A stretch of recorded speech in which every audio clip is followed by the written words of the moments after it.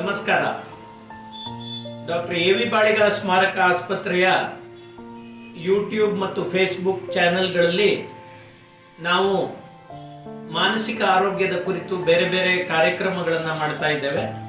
ಆ ಹಿನ್ನೆಲೆಯಲ್ಲಿ ಇವತ್ತು ಮದ್ಯಪಾನ ವ್ಯಸನ ಈ ಬಗ್ಗೆ ನಾನು ಮಾತಾಡ್ತೇನೆ. ಸೊ ಈ ಮದ್ಯಪಾನದ ವ್ಯಸನ, ಮದ್ಯದ ಗೀಳು ಅಂದ್ರೆ ಏನು ಅನ್ನುವುದರ ಬಗ್ಗೆ ಮೊದಲು ಮಾತಾಡ್ತೇನೆ. ಇಲ್ಲಿ ಏನಂದ್ರೆ, ಮದ್ಯಪಾನ ಎಲ್ಲರೂ ಸ್ಟಾರ್ಟ್ ಮಾಡುವಾಗ ವಾರಕ್ಕೊಮ್ಮೆ ಈ ತರ ಸ್ಟಾರ್ಟ್ ಮಾಡ್ತಾರೆ. ಇದು ಹೇಗಂದ್ರೆ, ವಾರವೆಲ್ಲ ದುಡಿತ ಸಂಡೇ ಕುಡಿತ ಅಂತ. ಬರ್ತಾ ಬರ್ತಾ ಏನಾಗುತ್ತಂದ್ರೆ, ದಿನವೆಲ್ಲ ದುಡಿತ ಸಂಜೆ ಕುಡಿತ ಅಂತ. ಆಮೇಲೆ ಓನ್ಲಿ ಕುಡಿತ ನೋ ದುಡಿತ. ಇದು ಆಗುವಾಗ ಇದನ್ನು ನಾವು ಮದ್ಯ ವ್ಯಸನ ಅಂತ ಕರೀತೇವೆ. ಸೊ ಈ ಮದ್ಯ ವ್ಯಸನ, ಮದ್ಯಪಾನದ ಗೀಳು ಅಂದ್ರೆ, ಈ ಗೀಳು ಅನ್ನುವ ವರ್ಡ್ ಉಪಯೋಗಿಸ್ಲಿಕ್ಕೆ ಕಾರಣ ಏನಂದ್ರೆ, ಬಹಳಷ್ಟು ಸಾರಿ ವ್ಯಕ್ತಿಗಳು ಈ ಮದ್ಯಪಾನದ ಚಟದಿಂದ ಎಷ್ಟು ಸಮಸ್ಯೆ ಆಗ್ತದೆ ಅಂದ್ರೆ, ಅವರಿಗೆ ಕುಡಿದೇ ಇದ್ದಾಗ ಕುಡಿಬೇಕು ಕುಡಿಬೇಕು ಕುಡಿಬೇಕು ಅನ್ನುವಂತ ಒಂದು ತವಕ ಬರ್ಲಿಕ್ಕೆ ಶುರುವಾಗುತ್ತೆ. ಇದನ್ನು ನಾವು ಕ್ರೇವಿಂಗ್ ಅಂತ ಕರಿತೇವೆ. ಒಂದು ರೀತಿಯ ಒತ್ತಾಸೆ, ಕರೆಕ್ಟ್ ವರ್ಡ್ ಹೇಳ್ಬೇಕು ಅಂದ್ರೆ. ಸೊ ಬೇಕು ಬೇಕು ಬೇಕು ಅಂತ ಅನಿಸ್ಲಿಕ್ಕೆ ಶುರುವಾಗುತ್ತೆ. ಮದ್ಯಪಾನವನ್ನ ನಿಲ್ಲಿಸ್ಲಿಕ್ಕೆ ಅವ್ರ ಕೈಯಲ್ಲಿ ಆಗಲ್ಲ.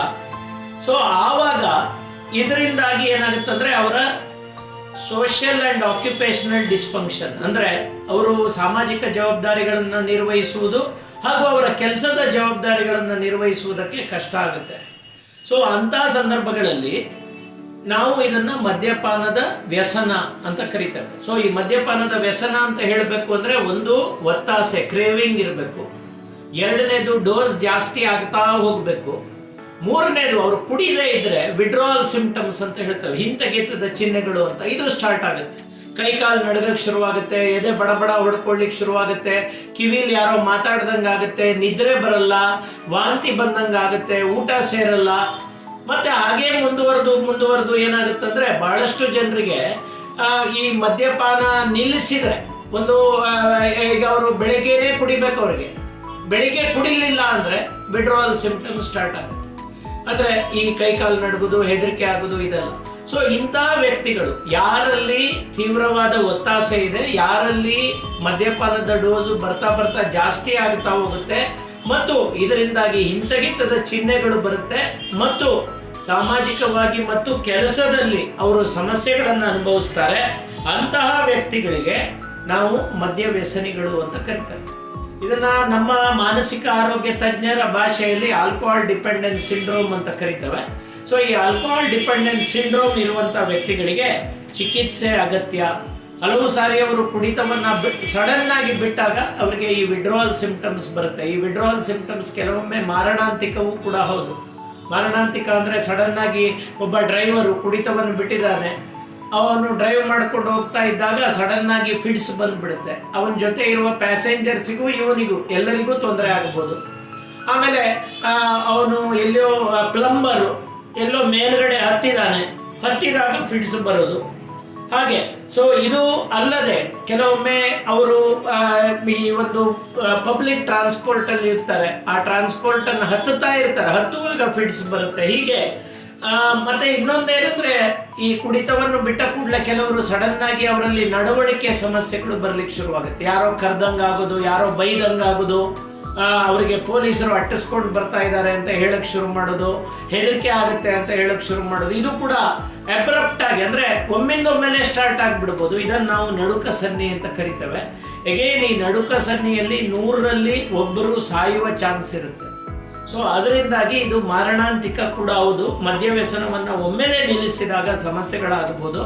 ಆದ್ರಿಂದ ಯಾರು ಈ ಆಲ್ಕೋಹಾಲ್ ಡಿಪೆಂಡೆನ್ಸ್ ಸಿಂಡ್ರೋಮ್ ಇಂದ ಬಳಲ್ತಾ ಇರ್ತಾರೆ ಅಂಥವರಿಗೆ ಮನೋವೈದ್ಯರ ಒಂದು ಮೇಲ್ವಿಚಾರಣೆಯಲ್ಲಿ ಚಿಕಿತ್ಸೆ ಅಗತ್ಯ ಇದೆ. ಇದನ್ನ ಜನಸಾಮಾನ್ಯರು ತಿಳ್ಕೊಳ್ಬೇಕು. ಸೊ ಈಗ ಇನ್ನೊಂದು ಪ್ರಶ್ನೆ ಬರುತ್ತೆ, ಈ ಮದ್ಯಪಾನ ಇದು ಯಾವಾಗಾದ್ರೂ ಒಮ್ಮೆ ಮಾಡಿದ್ರೆ ಅಪಾಯ ಇದೆಯಾ ಅನ್ನುವಂಥ ಪ್ರಶ್ನೆಯನ್ನು ಬಹಳ ಜನ ಕೇಳ್ತಾರೆ. ಇಲ್ಲಿ ನಾನು ನಿಮ್ಗೊಂದು ಹೇಳಲಿಕ್ಕೆ ಬಯಸ್ತೇನೆ ಏನಂದ್ರೆ, ಮದ್ಯಪಾನ ಈಗ ಮಾಡುವವರು ಸಮಾಜದಲ್ಲಿ ಬಹಳಷ್ಟು ಜನ ಇದ್ದಾರೆ. ಕೆಲವರು ಕಂಟ್ರೋಲ್ಡ್ ಆಗಿ ಮಾಡ್ತಾರೆ. ಆದ್ರೆ ಯಾರು ಕಂಟ್ರೋಲ್ ತಪ್ಪಿ ಒಮ್ಮೆ ಕುಡಿತದ ಒಂದು ಈ ಗೀಳಿಗೆ ಬಲಿಯಾಗ್ತಾರೆ ಅಂಥವರು ಮತ್ತೆ ಅದನ್ನು ಬಿಟ್ಟ ಮೇಲೆ ನಾನು ಕಂಟ್ರೋಲ್ಡ್ ಆಗಿ ಕುಡಿತೇನೆ ಅನ್ನೋದು ನಿಜವಾಗ್ಲೂ ಕಷ್ಟ. ಸೊ ನಾನು ಜನಸಾಮಾನ್ಯರಿಗೆ ಇನ್ನೊಂದು ಅಡ್ವೈಸ್ ಹೇಳಲಿಕ್ಕೆ ಇಚ್ಛೆ ಪಡ್ತೇನೆ ಏನಂದರೆ, ಮದ್ಯಪಾನವನ್ನು ವಾರಕ್ಕೊಮ್ಮೆ ಕುಡಿಯೋರು ಕೂಡ 1 ವರ್ಷ 2 ವರ್ಷ ಆಗ್ತಾ ಬಹಳಷ್ಟು ಜನ ಈ ಮದ್ಯ ವ್ಯಸನದ ಗೀಳಿಗೆ ಬಲಿಯಾಗ್ತಾರೆ ಅನ್ನೋದು ರಿಸರ್ಚ್ ಹೇಳುತ್ತೆ. ಪ್ರತಿ ವರ್ಷ ಸಾಮಾನ್ಯವಾಗಿ ಕುಡಿತಾ ಇದ್ದವರು, ವಾರಕ್ಕೊಂದ್ಸರಿ ಕ್ಯಾಶುವಲ್ ಆಗಿ ಕುಡಿತಾ ಇದ್ದವರು 25% ಜನರು ಮುಂದೆ ಆಲ್ಕೋಹಾಲ್ ಡಿಪೆಂಡೆನ್ಸ್ ಸಿಂಡ್ರೋಮ್ಗಳಾಗ್ತಾರೆ ಅಂತ ರಿಸರ್ಚ್ ಹೇಳುತ್ತೆ.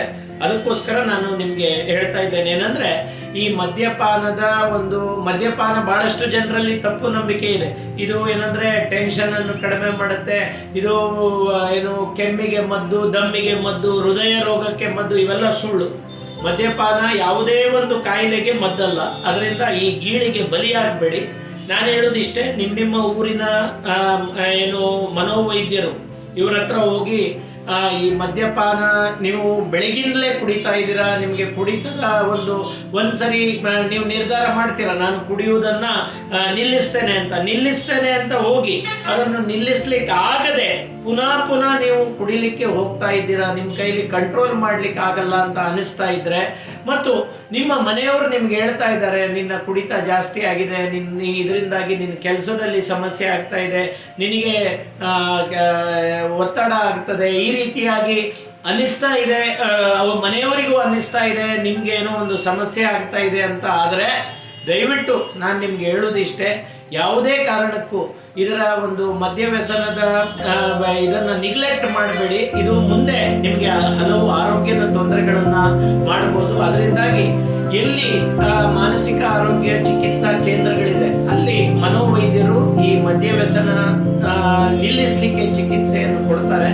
ವೈಜ್ಞಾನಿಕ ಚಿಕಿತ್ಸೆಯನ್ನು ಪಡೆಯಿರಿ. ನಿಮ್ಮ ಊರುಗಳಲ್ಲಿ ಜಿಲ್ಲಾ ಆಸ್ಪತ್ರೆಯಲ್ಲಿ ಇರ್ಬೋದು ಅಥವಾ ಎಲ್ಲಿ ಮನೋವೈದ್ಯರಿದ್ದಾರೆ ಅಲ್ಲಿ ನೀವು ಹೋದ್ರೆ ವೈಜ್ಞಾನಿಕ ಚಿಕಿತ್ಸೆ ಅಂದ್ರೆ ಇಲ್ಲಿ ಏನಾಗುತ್ತೆ ಅಂದ್ರೆ ಸಡನ್ ಆಗಿ ಕುಡಿಯೋದು ಬಿಟ್ಟಾಗ ವಿಡ್ರಾವಲ್ ಸಿಂಪ್ಟಮ್ಸ್, ನಾನು ಆಗ್ಲೇ ಹೇಳಿದೆ, ಈ ವಿಡ್ರಾವಲ್ ಸಿಂಪ್ಟಮ್ಸ್ ಅನ್ನ ಕಂಟ್ರೋಲ್ ಮಾಡ್ಲಿಕ್ಕೆ ಮಾತ್ರೆಗಳನ್ನು ಕೊಡ್ತಾರೆ. ಆಮೇಲೆ ಈ ಒತ್ತಾಸೆ ಏನಿದೆ, ಕ್ರೇವಿಂಗ್, ಅದನ್ನು ಕಡಿಮೆ ಮಾಡ್ಲಿಕ್ಕೆ ಮಾತ್ರೆಗಳನ್ನು ಕೊಡ್ತಾರೆ. ಹಾಗೆಯೇ ಡೈಸಲ್ಫಿರಾಮ್ ಅನ್ನುವಂತ ಒಂದು ಮಾತ್ರೆ ಇದೆ. ಈ ಡೈಸಲ್ಫಿರಾಮ್ ಅನ್ನುವಂತ ಮಾತ್ರೆ ಏನಿದೆ, ಕುಡಿದ್ರೆ ವಾಂತಿ ಆಗುವ ಹಾಗೆ ಮಾಡುತ್ತೆ. ಇದು ಜನಸಾಮಾನ್ಯರಿಗೆ ಇದ್ರ ಬಗ್ಗೆ ಅಲ್ಪ ಸ್ವಲ್ಪ ಗೊತ್ತಿರುತ್ತೆ. ಈ ಡೈಸಲ್ಫಿರಾಮ್ ಅನ್ನುವ ಮಾತ್ರೆಯನ್ನ ರೋಗಿಯ ಪರ್ಮಿಷನ್ ಇಲ್ಲದೆ ಕೊಡ್ಲಿಕ್ಕಾಗಲ್ಲ. ದಯವಿಟ್ಟು ಇದನ್ನ ಕೇಳಿ ತಿಳ್ಕೊಳ್ಳಿ. ಯಾಕಂದ್ರೆ ಬಹಳ ಜನ ಬರ್ತಾರೆ, ನನ್ನ ಮಗನಿಗೆ ಕುಡಿಯುವ ಅಭ್ಯಾಸ ಇದೆ, ಈ ಡೈಸಲ್ಫಿರಾಮ್ ಮಾತ್ರೆಯನ್ನು ಕೊಡಿ, ಅವನು ಕುಡಿಯೋದು ಬಿಡುವ ಹಾಗೆ ಮಾಡ್ತೇವೆ, ನಾವು ಊಟದಲ್ಲಿ ಮಿಕ್ಸ್ ಮಾಡಿ ಕೊಡ್ತೇವೆ. ನೋ, ಇದು ತಪ್ಪು. ರೋಗಿಯ ಪರ್ಮಿಷನ್ ಇಲ್ಲದೆ ಈ ಮಾತ್ರೆಯನ್ನ ಕೊಡ್ಲಿಕ್ಕಾಗಲ್ಲ. ಈ ಮಾತ್ರೆ ತಗೊಂಡಾಗ ಕುಡಿದ್ರೆ 100ರಲ್ಲಿ 1 ಸಾಯಲೂಬಹುದು. ಅದಕ್ಕೋಸ್ಕರ ಹೇಳ್ತಾ ಇದ್ದಾರೆ. ಯಾಕೆ ಸಾಯ್ತಾರೆ ಅಂದ್ರೆ ಹಾರ್ಟ್ ಅಟ್ಯಾಕ್ ಅಂತ ನೀವು ಕೇಳಿದಿರಿ, ಮಯೋಕಾರ್ಡಿಯಲ್ ಇನ್ಫಾರ್ಕ್ಷನ್ ಅಂತ. ಈ ಮಾತ್ರೆ ತಗೊಂಡು ಕುಡಿದ್ರೆ ಅವರಲ್ಲಿ ಈ ಮಯೋಕಾರ್ಡಿಯಲ್ ಇನ್ಫಾರ್ಕ್ಷನ್ ಅನ್ನೋದು ಆಗ್ಬಹುದು. ಆ ಕಾರಣದಿಂದ ದಯವಿಟ್ಟು ನೀವು ಈ ಚಿಕಿತ್ಸೆ ಏನಿದೆ, ವೃತ್ತಿಪರ ಚಿಕಿತ್ಸೆಯನ್ನ ಪಡೆದು ಈ ಇದನ್ನ ತಗೊಳ್ಬೇಕೆ ಹೊರತು ಸುಮ್ಮನೆ ಈ ತರ ನೀವು ನಿಮ್ಮ ಮನೆಯವರು ಕುಡಿತಾ ಇದ್ದಾರೆ ಅಂತ ಹೇಳಿ, ಯಾಕಂದ್ರೆ ಇದ್ರ ಬಗ್ಗೆ ನಾನು ಬಹಳ ಬೇಜಾರಾಗುತ್ತೆ, ಹೇಳಲೇಬೇಕು.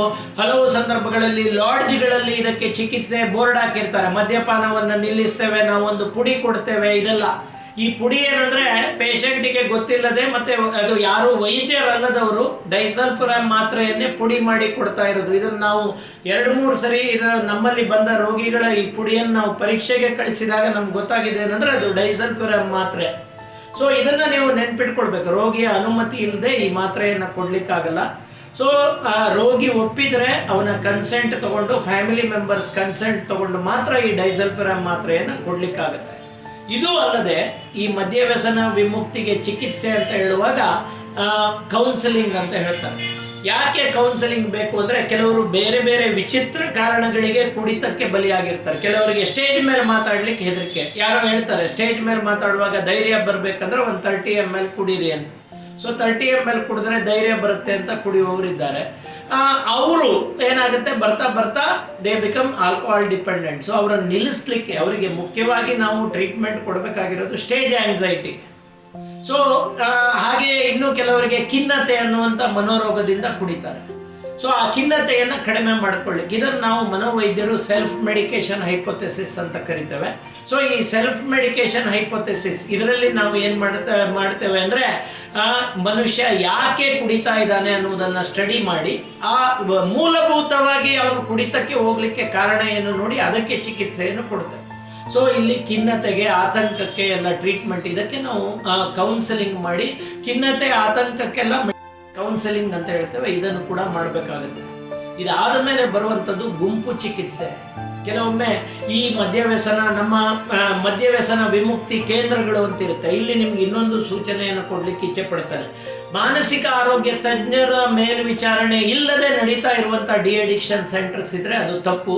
ಹಲವು ಕಡೆಗಳಲ್ಲಿ ಸುಮ್ಮನೆ ಅವರನ್ನು ಜನರನ್ನು ಕೂಡ ಹಾಕಿ ಏನೋ ಒಂದಿಷ್ಟು ಬೋಧನೆಯನ್ನು ಮಾಡಿ ವೃತ್ತಿಪರರು ಇಲ್ಲದೆ ಈ ಚಿಕಿತ್ಸೆಯನ್ನು ನಡೆಸ್ತಾ ಇದ್ದಾರೆ. ಇದು ಬಹಳ ಕಡೆ ನಡೀತದೆ. ಹಲವು ಸಂದರ್ಭಗಳಲ್ಲಿ ಅದು ಮಾರಣಾಂತಿಕ ಸಮಸ್ಯೆಗಳು ಆದದ್ದನ್ನು ಕೂಡ ನಾನು ನೋಡಿದ್ದೇನೆ. ಅದಕ್ಕೋಸ್ಕರ ನಿಮಗೆ ಎಚ್ಚರಿಕೆಯನ್ನು ಕೊಡ್ತಾ ಇದ್ದೇನೆ. ದಯವಿಟ್ಟು ಅನಗತ್ಯವಾಗಿ ಈ ಏನು ಒಬ್ಬರನ್ನ ಕೂಡ ಹಾಕಿ ಚಿಕಿತ್ಸೆಯನ್ನು ಕೊಡೋದು, ಅವರ ಪರ್ಮಿಷನ್ ಇಲ್ಲದೆ ಚಿಕಿತ್ಸೆಯನ್ನು ಡಿ ಅಡಿಕ್ಷನ್ ಸೆಂಟ್ರಲ್ಲಿ ಇಡುವುದು, ಇದೆಲ್ಲ ಮಾಡಬಾರ್ದು. ಮತ್ತು ಎಲ್ಲೇ ಈ ವೃತ್ತಿಪರ ವೈದ್ಯರು ಮಾನಸಿಕ ಆರೋಗ್ಯ ತಜ್ಞರು ಇರುವಲ್ಲಿ ಈ ಒಂದು ಏನು ಡಿ ಅಡಿಕ್ಷನ್ ಟ್ರೀಟ್ಮೆಂಟ್ ಅನ್ನು ಕೊಡುವಾಗ ಅಲ್ಲಿ ಏನು ಮಾಡ್ತಾರೆ ಅಂದರೆ ಈ ಕೌನ್ಸಿಲಿಂಗು, ಗ್ರೂಪ್ ಥೆರಪಿ ಇದನ್ನೆಲ್ಲ ಮಾಡಿ ಅದರಲ್ಲಿ ಚಿಕಿತ್ಸೆಯನ್ನು ಕೊಡ್ತಾರೆ. ಇದರ ನೆಕ್ಸ್ಟ್ ಬರುವಂಥದ್ದು ಈ ಆಲ್ಕೋಹಾಲಿಕ್ ಅನಾನಿಮಸ್ ಅಂತ. ಆಲ್ಕೋಹಾಲಿಕ್ ಅನಾನಿಮಸ್ ಅನ್ನೋದು ಇದು ವೃತ್ತಿಪರ ಚಿಕಿತ್ಸೆ ಅಲ್ಲ. ಆದರೆ ಮದ್ಯಪಾನ ಮಾಡ್ತಾ ಇದ್ದವರು ಮದ್ಯವ್ಯಸನವನ್ನು ಬಿಟ್ಟು ಅವರು ತಮ್ಮ ಜೀವನವನ್ನು ಚೇಂಜ್ ಮಾಡಿಕೊಂಡು ಬೇರೆಯವರಿಗೆ ಕೂಡ ಸಹಾಯ ಮಾಡುವಂಥ ಒಂದು ಫೆಲೋಶಿಪ್ ಇದು. ಸ್ವಸಹಾಯ, ನೀವೆಲ್ಲ ಕೇಳಿದಿರಿ, ಸೆಲ್ಫ್ ಹೆಲ್ಪ್ ಗ್ರೂಪ್ ಅಂತ. ಸೊ ಈ ಸೆಲ್ಫ್ ಹೆಲ್ಪ್ ಗ್ರೂಪಲ್ಲಿ ಇಲ್ಲಿ ಏನು ಮಾಡ್ತಾರೆ ಅಂದರೆ ಕುಡಿತವನ್ನು ಬಿಟ್ಟವರು, ಆಲ್ಕೋಹಾಲಿಕ್ ಅನಾನಿಮಸ್ ಅಂತ ಕರೀತಾರೆ, ಅನಾಮಿಕ ಅಮಲಿಗಳು ಅಂತ, ಅವರು ಅವರ ಅನುಭವಗಳನ್ನು ನಿಮ್ಮ ಮುಂದೆ ಹಂಚ್ಕೊಳ್ತಾರೆ. ಅವರು ಇದನ್ನ ಈ ಆಲ್ಕೋಹಾಲಿಕ್ ಅನಾನಿಮಸ್ ಅನ್ನೋದು ಆಲ್ಮೋಸ್ಟ್ 1930s ಸ್ಟಾರ್ಟ್ ಆಗಿದೆ. ಅವರು ಕೂಡ ಆಲ್ಕೋಹಾಲಿಸಮ್ ಇಸ್ ಎ ಡಿಸೀಸ್ ಅನ್ನುವ ಕಾನ್ಸೆಪ್ಟ್ ಅನ್ನು ನಂಬ್ತಾರೆ. ಅಫ್ಕೋರ್ಸ್ ಅವರು ಹಲವು ಸಾರಿ ನಿಮಗೆ, ನಾನು ಒಬ್ಬ ಮನೋವೈದ್ಯನಾಗಿ ನನ್ನ ಅನಿಸಿಕೆ ಏನಂದ್ರೆ, ರೋಗಿಗೆ ಯಾವ ಯಾವ ರೀತಿಯಲ್ಲಿ ಸಹಾಯ ಆಗ್ತದೆ ಮದ್ಯವ್ಯಸನವನ್ನು ಬಿಡಲಿಕ್ಕೆ ಅದನ್ನು ನಾವು ಟ್ರೈ ಮಾಡಬೇಕು. ಆದರೆ ಅದು ವೈಜ್ಞಾನಿಕ ತಳಹದಿಯಲ್ಲಿ ಇರಬೇಕು. ಅವೈಜ್ಞಾನಿಕ ಚಿಕಿತ್ಸೆಗಳು ಏನು ಭೂತ ಉಚ್ಚಾಟನೆಯಿಂದ ಇದು ಮಾಡ್ತೇವೆ, ದೇವರ ಶಾಪವನ್ನು ವಿಮುಕ್ತಿಗೊಳಿಸಿ ಕುಡಿತವನ್ನು ಬಿಡಿಸ್ತೇವೆ, ಇದನ್ನು ನಾನು ಒಪ್ಪುವುದಿಲ್ಲ. ಆದರೆ ಈ ಆಲ್ಕೋಹಾಲಿಕ್ ಅನಾನಿಮಸ್ ಅನ್ನೋದು ಕೂಡ ಇದನ್ನು ನಾವು ಸ್ಪಿರಿಚುವಲ್ ಟ್ರೀಟ್ಮೆಂಟ್ ಅಂತ ಅವ್ರು ಹೇಳ್ತಾರೆ. ನಾವು ವೈಜ್ಞಾನಿಕವಾಗಿ ಇದನ್ನು self help group, self help treatment ಅಂತ ಹೇಳ್ತೇವೆ. ಯಾರು ಕುಡಿತವನ್ನು ಬಿಟ್ಟಿದ್ದಾರೆ ಅವರು ಅವರ ಸ್ವ ಅನುಭವಗಳನ್ನು ಹಂಚಿಕೊಳ್ತಾರೆ. ಹಾಗೆ ಹಂಚಿಕೊಂಡಾಗ ಬಹಳಷ್ಟು ಜನರು ಅದರಿಂದ ಅವರಿಗೆ ಒಂದು ರೀತಿಯ ಮೋಟಿವೇಶನ್ ಬರುತ್ತೆ, ಪ್ರೇರಣೆ ಬರುತ್ತೆ, ನಾನು ಸಹ ಬಿಡಬೇಕು, ನಾನು ಸಹ ಅವರ ಒಂದು ಇದರಲ್ಲಿ ಹೋಗಬೇಕು. ಮತ್ತು ಅವರು ಕೆಲವು ಸಿಸ್ಟಮ್ಗಳನ್ನು ಮಾಡ್ಕೊಂಡಿದ್ದಾರೆ. ಅವ್ರದ್ದು 12 ಸ್ಟೆಪ್ಸ್ ಅಂತಿದೆ. ಆ 12 ಸ್ಟೆಪ್ಸ್ ಪ್ರಕಾರ ಅಂದರೆ ಒಬ್ಬ ಮನುಷ್ಯ ಅವನು ಯಾವ ಕಾರಣಕ್ಕೆ ಕುಡಿತಾ ಇದ್ದ, ಅವನು ಕುಡಿದು ಏನೆಲ್ಲ ತಪ್ಪು ಮಾಡ್ತಾ ಇದ್ದ, ಸೊ ಅವನು ಆ ಕುಡಿತದ ತಪ್ಪುಗಳನ್ನು ಒಪ್ಪಿಕೊಂಡು ಮುಂದೆ ಹೋಗುವುದು, ಈ ರೀತಿಯಾಗಿ ಸುಮಾರು ವಿಷಯಗಳು ಆಲ್ಕೋಹಾಲಿಕ್ ಅನಾನಿಮಸ್ನಲ್ಲಿ ಕೂಡ ಜನರಿಗೆ ಸಹಾಯ ಆಗುವಂಥದ್ದು ಇದೆ. ಸೊ ಇದರ ಸಹಾಯವನ್ನು ಕೂಡ ಪಡಿಬೋದು.